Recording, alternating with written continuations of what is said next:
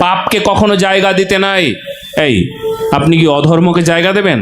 পাপকে জায়গা দেবেন? অধার্মিককে জায়গা দেবেন? যে আপনার অস্তিত্বকে নষ্ট করে দেবে তাকে আপনি জায়গা দেবেন? যে আপনার বোনকে, যে আপনার মেয়েকে হরণ করবে, হনন করবে, তাকে আপনি জায়গা দেবেন? দেবেন জায়গা?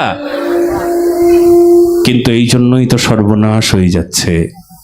আপনারা শুনুন, একটা কথা স্পষ্ট বলে দিই, কখনো যদি কোনো জায়গা বিক্রি করতে হয়, কখনো অহিন্দুকে জায়গা বিক্রি করবেন না, এটা পণ করে নিন।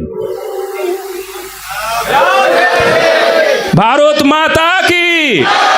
যদি এই দেশ রক্ষা করতে হয়, ধর্ম রক্ষা করতে হয়, জাতিকে রক্ষা করতে হয়, তাহলে এই প্রতিজ্ঞাবদ্ধ হন। কখনো, কোনোদিন, কোনো সময় আপনি হিন্দু হওয়ার স্বার্থে এই প্রতিজ্ঞা করুন, কখনো কোনোদিন কোনো জমি জায়গা বিক্রি করতে হলে কোনো অহিন্দুর কাছে নিজের জমি জায়গা বিক্রি করবেন না।